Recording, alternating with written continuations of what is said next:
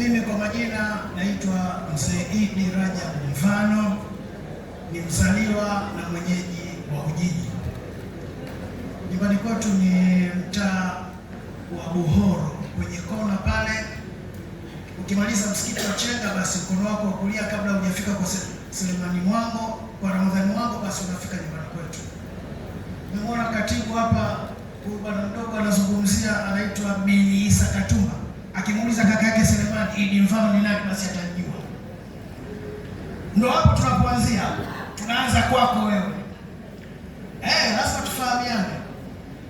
Kwa kifupi, sisi baada ya kukutana, mimi ni mjumbe pia wa halmashauri kuu ya UHDO.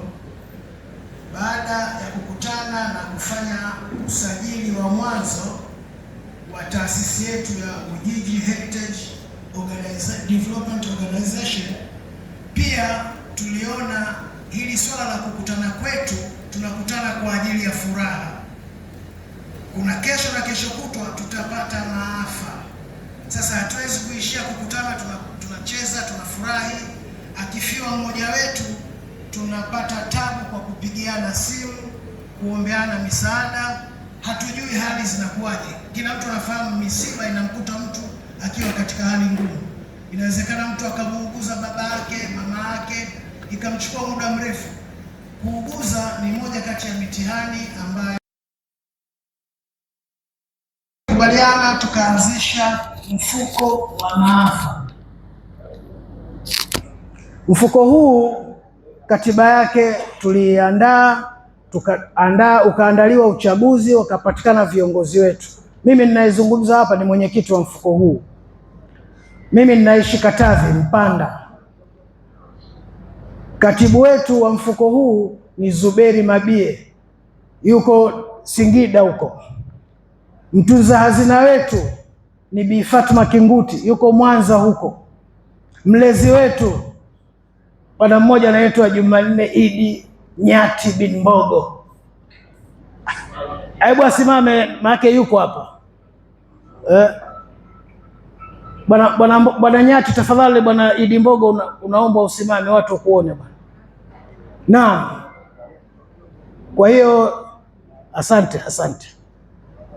Kwa hiyo kuna taratibu ambazo tumejiwekea, ni kwamba mtu unajiunga kwa hiari yako kuwa mwanachama. Kuna katiba zetu tunazo, ingawa kwenye group la Ujiji Day na magrupu mengine tumejaribu kuwatangazia watu, lakini hapa tunazo hard copies. Mtu unajisajili kwa kutumia mkoba, utakuta Ujiji maafa kule ndani. Mchango wetu huwa ni shilingi 10,000 kila mwezi, ingawa kiingilio ni shilingi 25,000. Inapotokea bahati mbaya, manake kufa sio sifa, ni maumbile, lakini mtu akifiwa na mke, akifiwa na baba, akifiwa na mama, akifiwa na mwanae, tukithibitisha amefiwa, tunamkunguta shilingi 7,500 ili zimsaidie maziko. Lakini akifa mwanachama, tunamlipa au familia yake tunaipa 1,500,000 kwa ajili ya kuendesha msiba. Tumeamua kulizungumza hili hapa kwa sababu tuna wakati mzuri sasa, hatuna kelele, hatuna ngoma, tuko wenyewe. Kwa hiyo ni vyema watu waelewe, watakaohitaji katiba tuwapatie, wasome kwa utulivu, iwe rahisi kwao kujiunga. Faida za mfuko ni nyingi. Nafikiri nimefahamika. Kama kuna mtu ana swali, maanake hapa sio hotuba, ni mazungumzo ya kawaida ya jioni. Kama kuna mtu ana swali, nitoe nafasi ili kutoa ufahamu kidogo. Karibuni.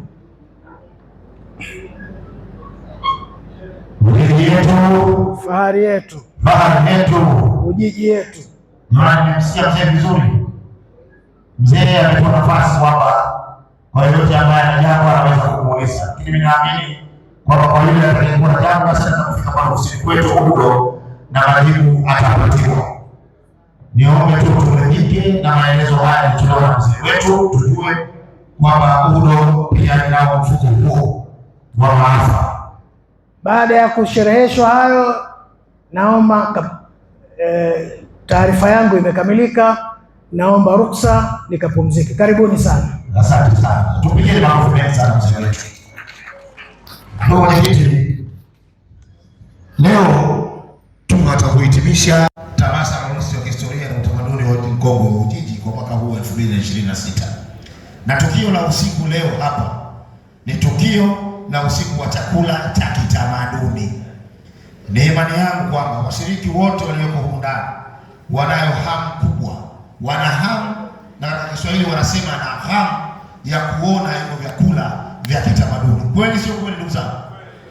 Sasa niombe kwa heshima kubwa nimlete mbele yenu mratibu wa UHUDO Mwalimu Bilali aje hapa kwa muhtasari kabisa awaeleze kwamba hii UHUDO ni nini kwa muhtasari kabisa.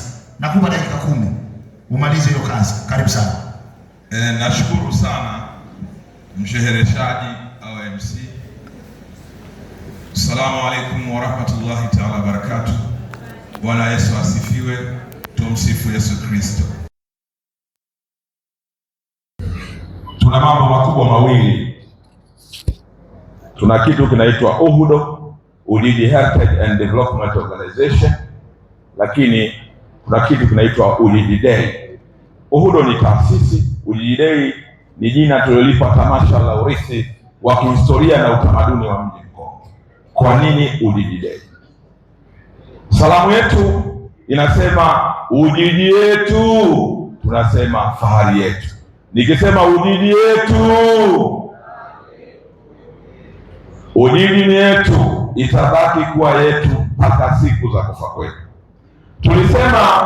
Tulianzisha neno Ujiji Day kwa maana ya kuadhimisha tamasha la historia ya mji Mkongwe. Mji huu ni mji wa kihistoria, na kwa bahati nzuri kwenye nchi yetu ya Jamhuri ya Muungano wa Tanzania iko miji miwili inatambulika kwa majina yao. Kwanza kuna halmashauri ya Mikindani Mtwara, inaitwa Mtwara Mikindani, alafu kuna halmashauri ya Kigoma Ujiji. Hii miji yote imeanzishwa, unasikia neno halmashauri inataja mji, ni kwa sababu ya uhistoria wa miji hiyo. Hatuna maana ya kumbagua mtu. Sisi tunaamini Ujiji kwa sababu ya historia yake inaubeba mkoa mzima wa Kigoma.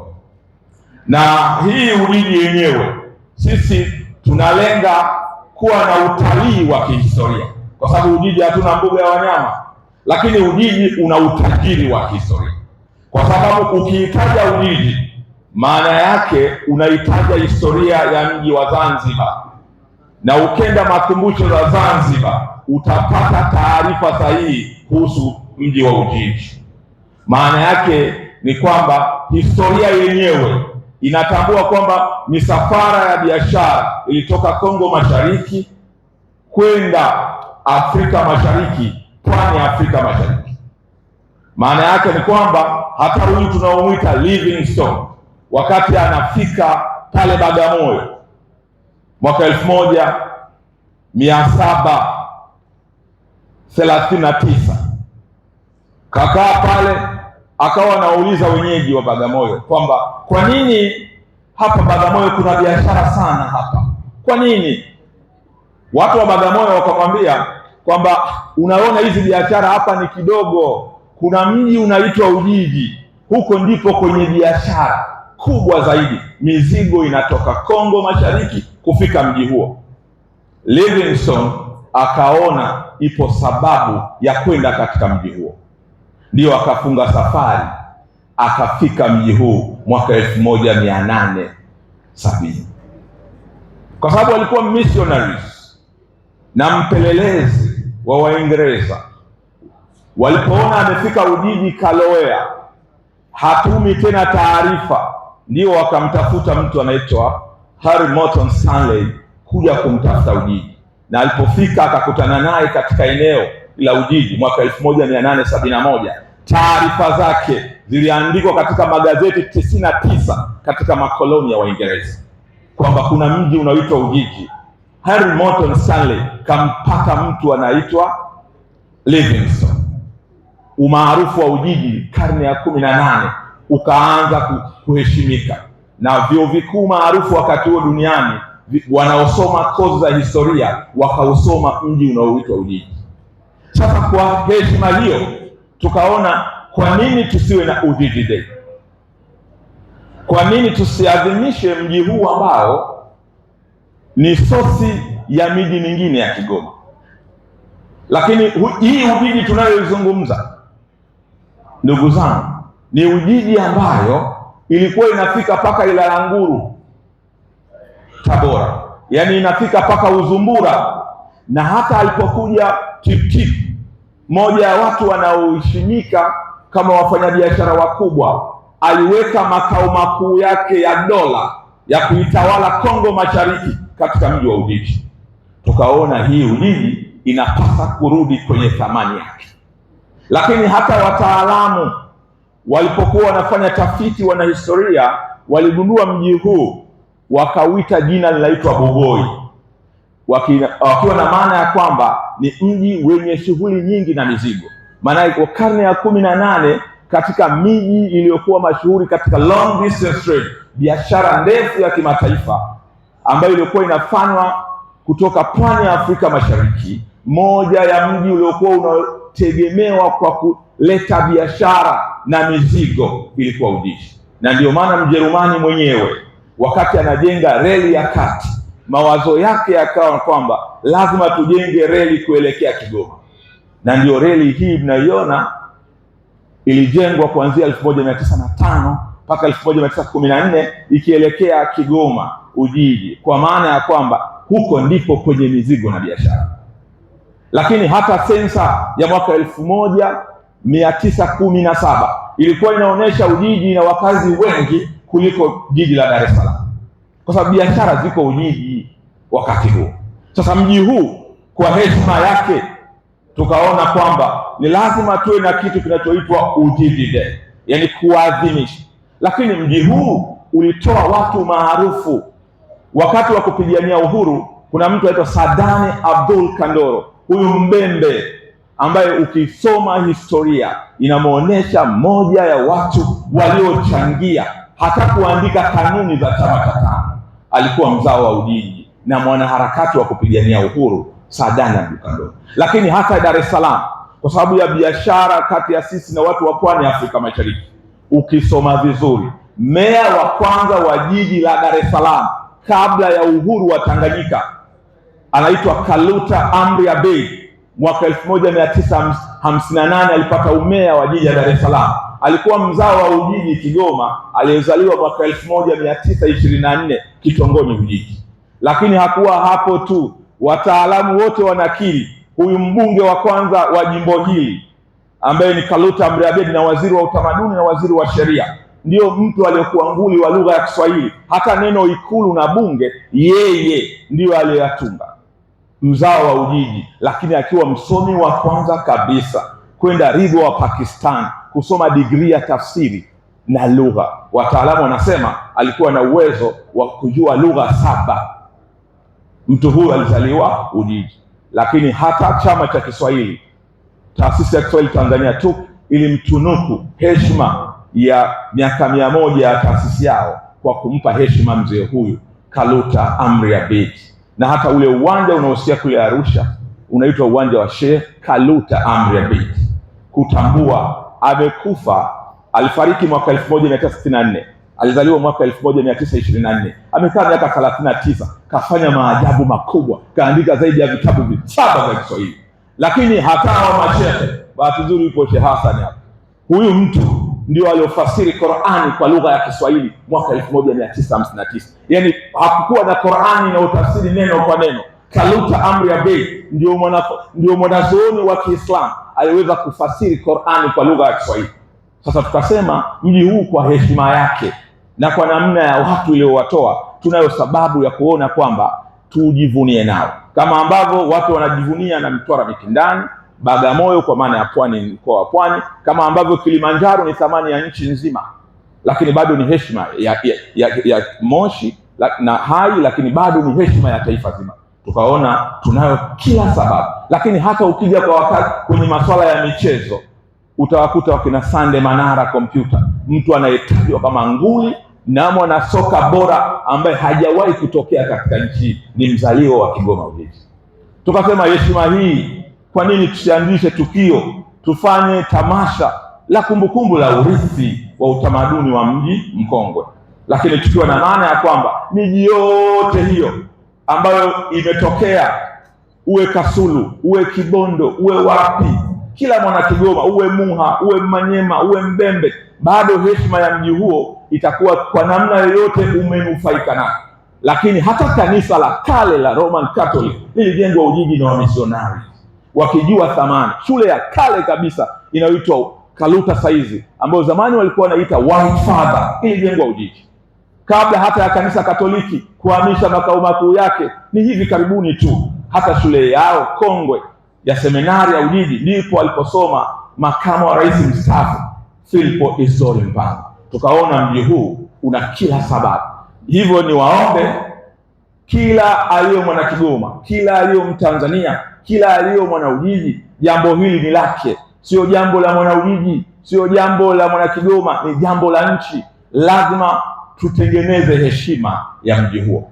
Lakini hata kwenye upande wa Uislamu, wanazuoni wakubwa tunahadithiwa, wakina Sheikh Alfani Zindijali, umekufa mwaka 1800 huko, wamefundisha dini. Na leo unauona Ujiji na masuala ya historia ya msambao wa Uislamu Afrika Mashariki wamechangia kwa asilimia kubwa. Ukienda kila mkoa, kila wilaya, utakuta mashehe wa wilaya, mashehe wa mikoa. Tunaye Sheikh Hassan Kabeke, shehe wa mkoa wa Mwanza, ndio mwenyekiti wa UHUDO, Ujiji Heritage and Development Organization, mzao wa Ujiji Kitongoni, leo ndio shehe wa mkoa wa Mwanza. Mzee Kiraumba, ukifika Mwanza piga simu moja tu kwa shehe, ndio mwenye jiji na ile milima yote ndio shehe wa mkoa. Wala usihofu mzee wangu, sisi tupo Mwanza tunajidaia naye sana mwana Kigoma, na bahati nzuri huwa ni mtu ukipiga simu hata saa 7:30 usiku anaipokea. Sasa tukaona tuanzishe Ujiji Day. Baada ya kuanzisha Ujiji Day, tukaona hapana, lazima tuwe na kitu kinachoibeba Ujiji Day, tuanzishe taasisi. Ndio tukaanzisha taasisi inaitwa UHUDO, Ujiji Heritage and Development Organization, kuhakikisha kwamba tunalinda urithi wa kihistoria na utamaduni wa mji mkongwe, kwa sababu Ujiji ina maeneo mengi ya kihistoria. Ukifika Karuta, White Fathers, kanisa la Roman Catholic, ukifika sehemu ambapo mtu anaitwa Muhammad Barwan almaarufu Rumaliza, mfanyabiashara mkubwa alikuwepo, soko kubwa, soko la kale kabisa la biashara, yako maeneo hayo Ujiji. Tukaona tutengeneze taasisi itakayosimamia, lakini tunadhamia, tumejipanga, na Mungu akijalia inshallah tutatengeneza makumbusho ya historia ya Ujiji.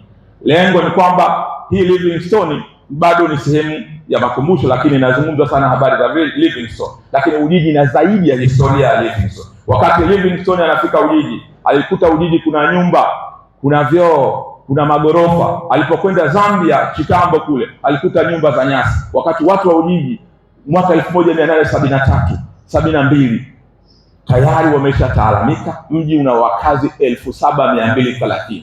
Wakati anaenda Chitambo Zambia, mji una wakazi 330. Maana yake ni kwamba Ujiji ulikuwa mji wa kibiashara, mji ambao una uchumi na una mzunguko. Jana nilipata kuona picha moja tu iliyotupiwa WhatsApp na kwenye social media, inaonesha forodha ya Ujiji mwaka 1998 tu, hivi karibuni, ilikuwa imetapakaa mizigo ya dagaa.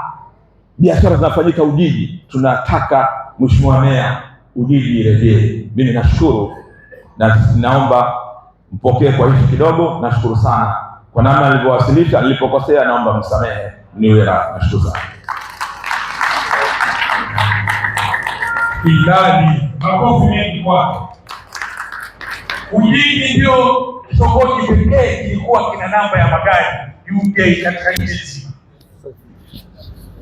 Yaani ni eneo hilo lilikuwa na namba ya magari inaitwa UJ. Nakumbuka Ujiji pekee yake ndio kuna visigo, mnakumbuka? Naona che. Sasa nyingine hamna visigo Ujiji. Au sio? Mbona sasa tumetoka hapa, kuna jambo moja kuna jambo moja. Kuna wale ambao ni wageni kwenye ukumbi huu, ukitoka hapa kwenye mlango, ukitoka hapa kuna mlango wa kulia ni kwa ajili ya wanaume na mlango wa kushoto ni kwa ajili ya wanawake. Kule kunaitwa toilet, kunaitwa halai kwa wasomi wengine wanasema sio ya Bujahari, lakini Kiswahili fasaha ni chooni au wale watu. Nimetumia hekima kidogo kusema chooni sio vizuri, kule sasa chooni. Kuna burudani inakuja kidogo, naomba tuwalete kidogo, wanaitwa Bright, dakika 5 tuwape, muangalie namna gani wateni walivyokuwa wakifanya kazi zao. Mteni ni nani? Kwa nini mteni? Tunaletea mchezo mmoja.